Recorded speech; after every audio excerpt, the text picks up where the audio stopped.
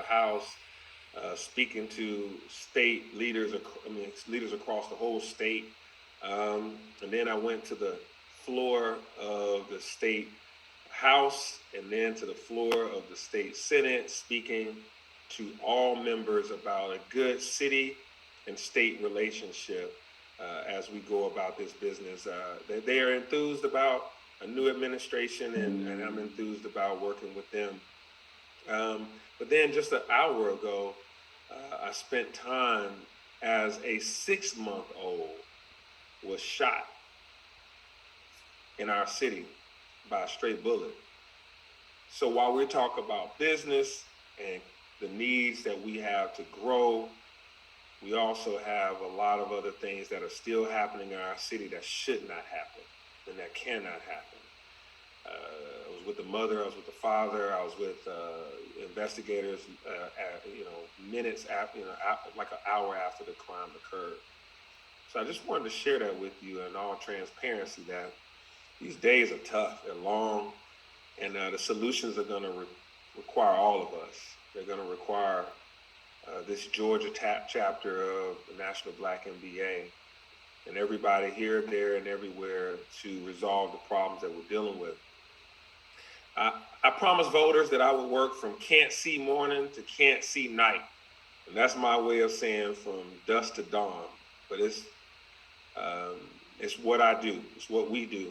And here's what we've done we're going to do in the first 100 days. We're laser focused on public safety and crime. We're going to hire 250 officers this year.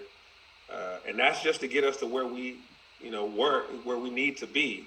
This isn't additional officers. This is just hiring what we have committed to hire. It's already in the budget. We've just been aggressive, going about our human resources apparatus and our recruitment apparatus a lot differently and better. So we're going to do that without additional cost to you as a taxpayer. We announced a new mini precinct, a village precinct in Buckhead. And then we're about 2,000 street lights in already on my goal of 10,000 new street lights to light up the city. And that's just new street lights. We've already done about 1,000 street lights to just fix them, add bulbs to the lights that are out or what have you. And we're going to enhance our 911 technology. But we're also going to deal with a lot of the things that are root causes of crime. And we'll get to that shortly.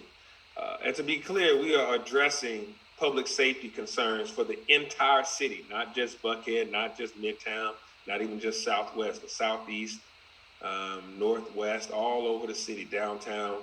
We have already started working on issues of crime and youth engagement. Studies show that a disproportionate amount of the crime can be attributed to young people, even school-age youth. 60% of our crime in 2021 occurred by individuals that are under the age of 24. Between 16 and 24, 60% of the crime occurred. So we're prioritizing youth engagement and education in this administration. As I see Doug Shipman here, our council president, we're both focused on that as well as the council. We've already held our first summit on solutions at City Hall. We did the first one, and that was on young men of color, where I asked all of the nonprofits that got their hands on youth, the nonprofits, Atlanta Public Schools, the various Atlanta Technical College organizations like Boys Club, the Boys and Girls Club, the Big Brothers Big Sisters, Raising Expectations, I Am a Father First, Next Level Boys Academy. All of them came in, and we had a summit on ideas to help young men of color have an opportunity and on a pathway instead of on a destructive pathway or a limited pathway. Our goal is to identify ways to overcome barriers for young men of color. And so we also remain committed to bolstering more programs and options for our young men at Promise Centers and our city recreation department. And that's where I brought them in to say, what space is available? What times can we utilize space? And how further in the night can we go with our program? Another priority, of course, is the Buckhead City Initiative. If Buckhead leaves, which we're not going to allow to happen, the City of Atlanta school system would lose $230 million, and the City of Atlanta's budget would have a deficit. But at the same time, this proposed city would be in dire straits because they would also have to stand up a new city that would cost those individuals greatly. And they don't really have a significant pathway to educating their kids because they can't get a new school system or bond rating to do so. So I'm fighting that, utilizing the Buckhead Coalition, the Buckhead CID. I've gone over to the state capitol 4 times in these 21 days that I've been a mayor. Those 400 steps across the street between the state capitol and City Hall, I've walked that in the cold, in the day, and in the evening to go see state legislators and the leadership there. It's very important that we make sure that Buckhead stays in the city. We want to have one city with one bright future. And there are a significant number of individuals in Buckhead who don't want to have another city. They want to live in Atlanta. They want Atlanta services, and they want to have an Atlanta address. The business community is not supportive of this. And so we're going to make sure that we run a significant campaign to promote all the good work we're doing. We're going to make sure that the state legislative bodies that will be voting on this would know that we're going to do the job of running this city well and running it well for everyone. But Buckhead is a community within the city of Atlanta, and it belongs there to stay. And a number of you actually live there, contrary to popular belief. I visited y'all up there in Buckhead. Yeah, some Black MBA folks live in Buckhead, and y'all want to stay in Atlanta because you don't want to be the only folks in that community that are being, having to deal with some of the issues that they're proposing will be what Buckhead will be all about if they were a new city. The other major thing that I'm significantly focused on is economic equity, economic inclusion, a Maynard Jackson revolution that we have to have. Me being a native born Atlanta that was born under the time where Maynard was mayor in his first year, I understand that we have to do that again and again, and we have to provide opportunities for everyone. That's why I'm creating the Atlanta Department of Labor, which will utilize Invest Atlanta, WorkSource Atlanta, and we will partner with the business community and philanthropic groups to make sure that we don't just import talent to this city. We have a lot of untapped talent that needs to have a ladder to success, that they're included, that small businesses in this city don't just be created, but that they are able to thrive. I'm going to get ahead of myself, but in less than a couple of weeks, you're going to hear a $20 million small business investment announcement that I'll be making, where you guys will be able to apply to get grants and other things. Stay tuned. I have something coming for you. As a small business owner that I was for 10 years, I know what it's like to need cash.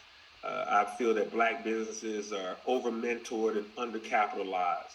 But we're about to change that and give some money so that you can be able to buy new equipment, hire employees, and overcome the challenges that have faced you during this economic downturn from the pandemic. And we continue to have our eye on technology and innovation. I want Atlanta to become a beta test site for a lot of digital innovations, but also to partner with private organizations to overcome the digital divide that our people are facing and connectivity and device troubles that they have. We want to make sure that there is no digital divide in this city when I get done in these next 4 or 8 years. We will keep Atlanta competitive, and we'll be a smart and connected city. You have my word on it. When companies like Apple, Google, Microsoft, Facebook, Amazon have all decided to have a presence here, my goal to them, what I tell them is I don't just want you to build buildings in Atlanta. I want to make sure that we have Atlantans in your buildings working, thriving, having contracts and working with you. I should add that we want to make sure that we're meeting the needs of startups and small businesses. So my message is that Atlanta is good for your business, and you have a mayor that's very attentive to your needs, that's going to work with you, that understands you as a small or medium-sized business owner, as someone who is working in your career, that has a business idea in mind and wants to start one, but is working as a business professional for your corporation that you're working with. I see you, and I want to support you as you all also want to help Atlanta. So I want to thank you guys for this invitation. This is a tough day, but I wouldn't miss this for anything. I wouldn't miss coming to talk to you guys in my first, this is my 21st day. So I'm legal now. I'm 21. So I've come through childhood and adolescence, and I'm showing up to talk to you guys as I'm ready to ready to continue to do what we need to do for this city, working with the city council and Doug Shipman and all of my colleagues across APS, Fulton County, and the state. We're going to do this together. Y'all know my theme is I draw circles. I don't draw lines to divide us. Let's work together and get things done. Thank you. Thank you all.